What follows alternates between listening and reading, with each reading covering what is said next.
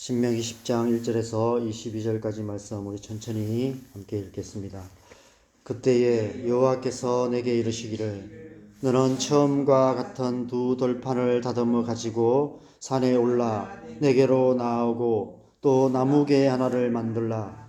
내가 깨트린 처음 판의 썸말을 내가 그 판에 쓰리니 너는 그것을 그 궤에 넣으라 하시기로 내가 조각목으로 궤를 만들고 처음 것과 같은 돌판 둘을 다듬어 손에 들고 산에 오르매 여호와께서 그 총회 날에 산 위 불 가운데에서 너희에게 이르신 십계명을 처음과 같이 그 판에 쓰시고 그것을 내게 주시기로 내가 돌이켜 산에서 내려와서 여호와께서 내게 명령하신 대로 그 판을 내가 만든 궤에 넣었더니 지금까지 있느니라.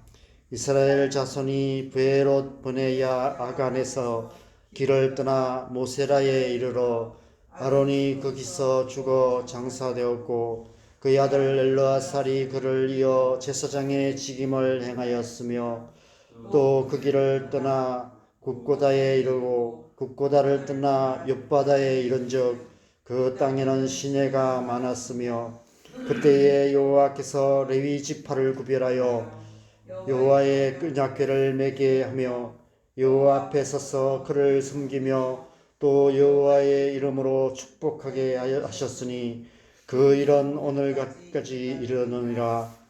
그러므로 레위는 그의 형제 중에 분깃이 없으며 기업이 없고 내 하나님 여호와께서 그에게 말씀하심같이 여호와가 그의 기업이시니라. 내가 처음과 같이 40주 40야를 산에 머물렀고 그때에도 여호와께서 내 말을 들으사 너를 차마 멸하지 아니하시고 여호와께서 내게 이르시되 일어나서 백성보다 먼저 길을 떠나라.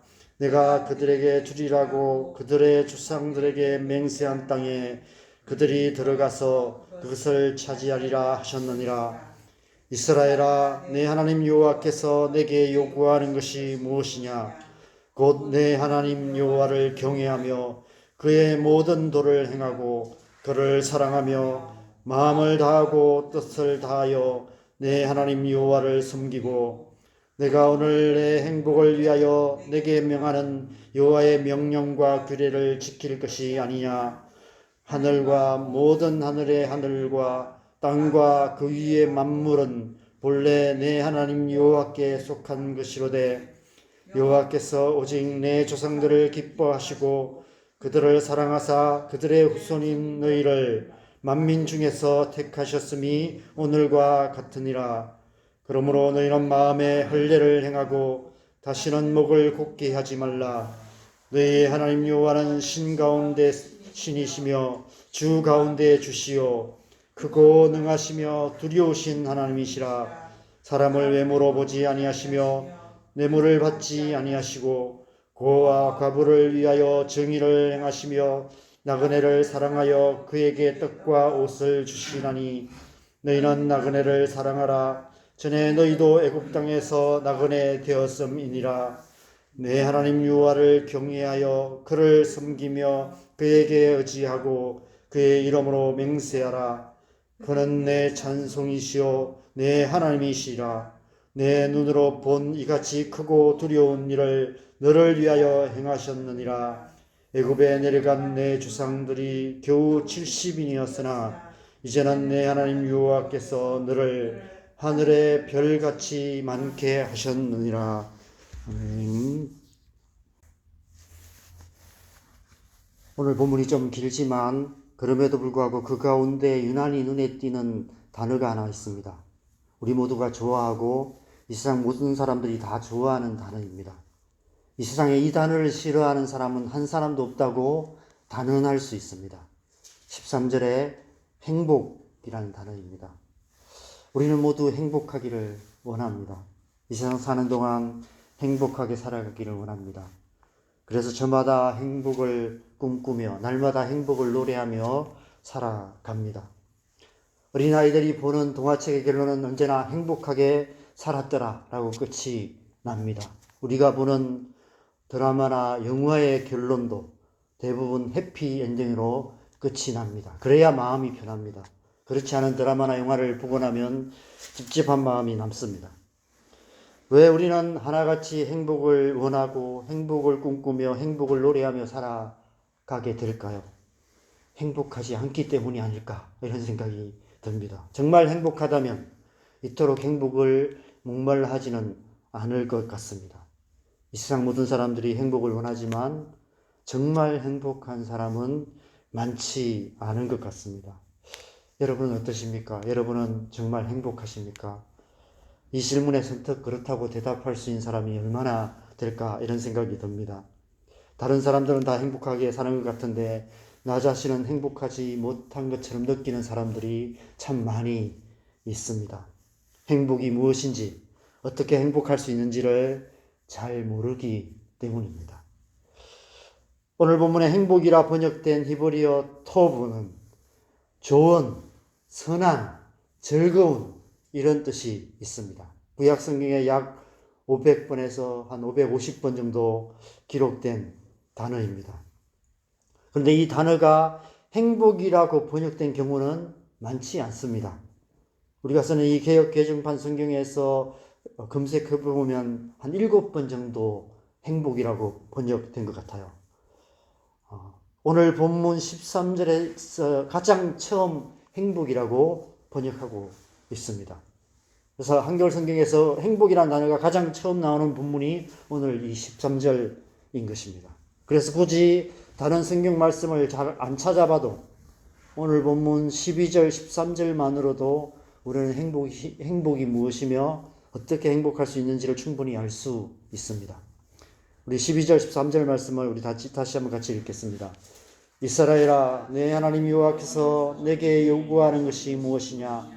곧 내 하나님 여호와를 경외하여 그의 모든 도를 행하고 그를 사랑하며 마음을 다하고 뜻을 다하여 내 하나님 여호와를 섬기고 내가 오늘 내 행복을 위하여 내게 명하는 여호와의 명령과 규례를 지킬 것이 아니냐.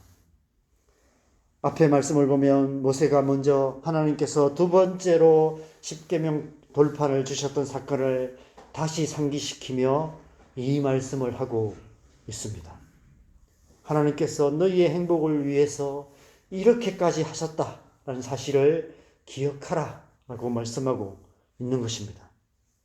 하나님께서 반복해서 십계명을 주신 이유가 너희의 행복을 위해서이며 하나님께서 똑같은 말씀을 계속해서 반복하시는 이유도 너희의 행복을 위해서다라고 말씀하고 있습니다.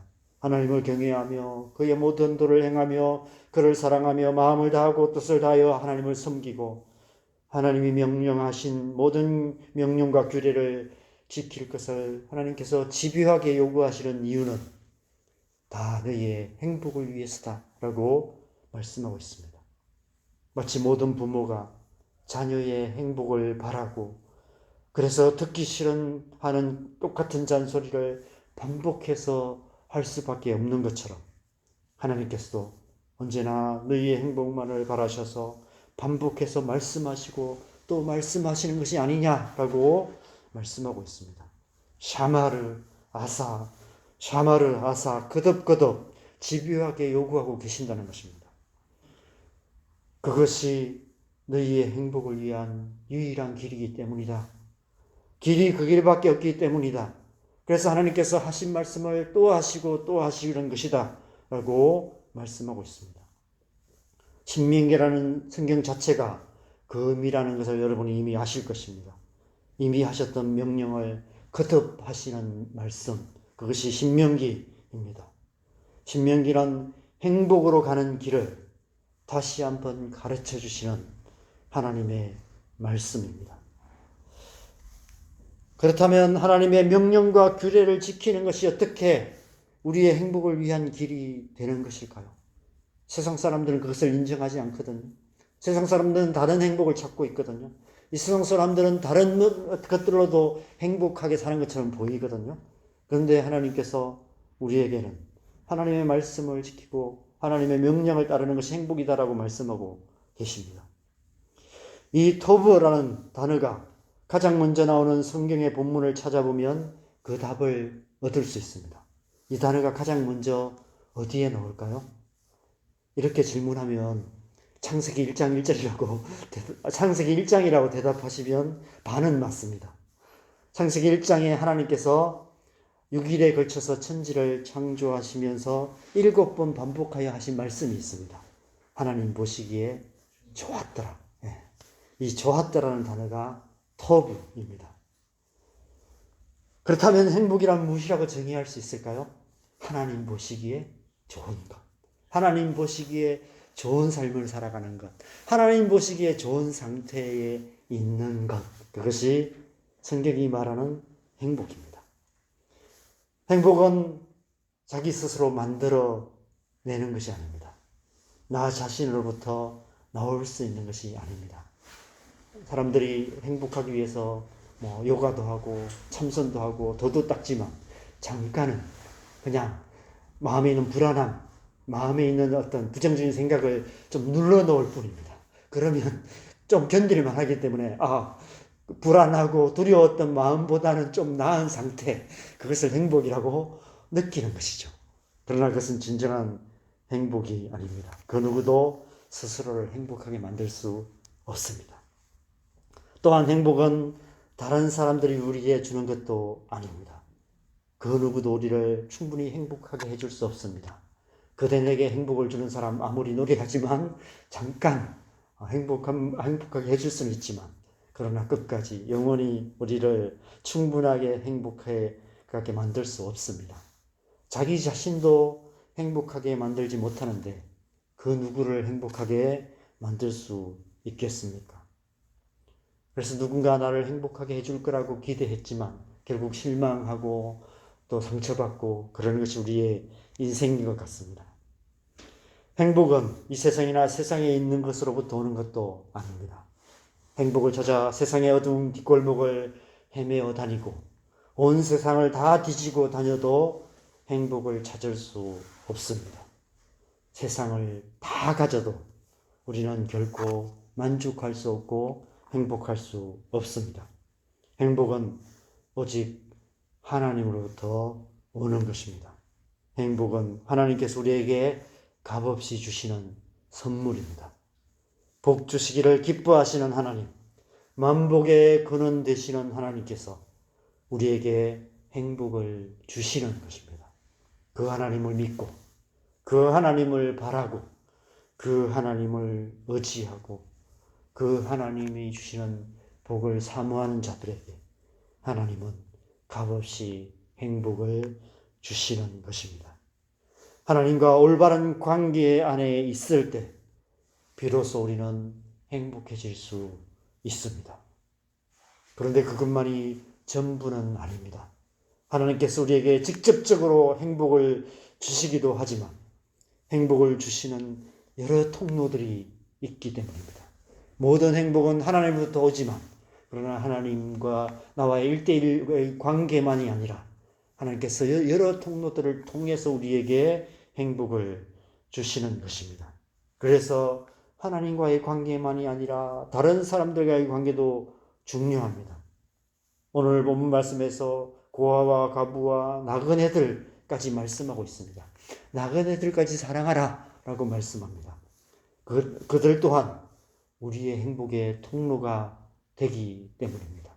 그래서 가난한 자들을 섬기고 나그네를 섬기고 고아와 과부를 돌아보고 그러는 사람들이 그런 삶 속에서 주시는 하나님의 행복이 있기 때문에 하나님의 기쁨이 있기 때문에 그런 삶을 살아가는 것입니다.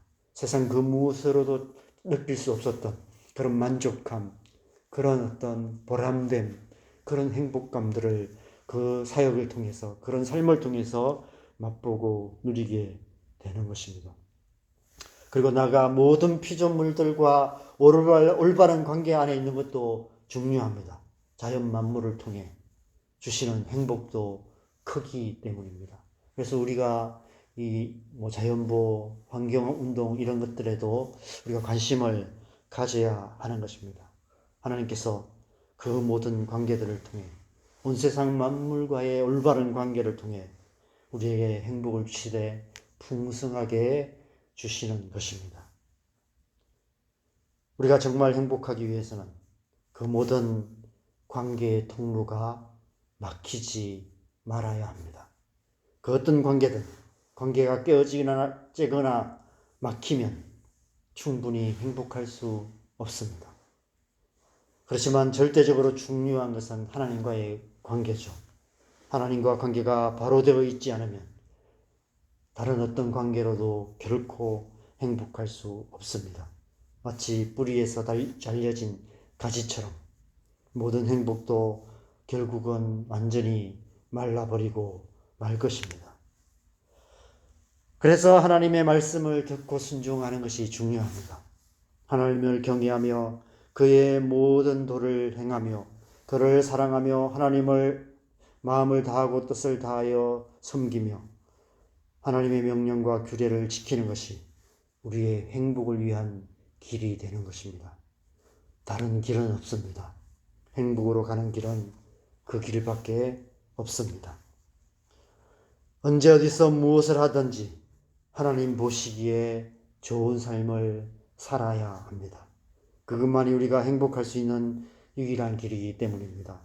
그렇게 살아감으로 하나님 보시기에 심히 좋은 사람이 되어야 합니다. 그것만이 우리가 행복한 사람이 될 수 있는 유일한 길이기 때문입니다. 올 한 해 저와 여러분 모두가 그렇게 행복해지고 행복한 사람 되시기를 주님의 이름으로 간절히 축원합니다. 이렇게 기도했습니다.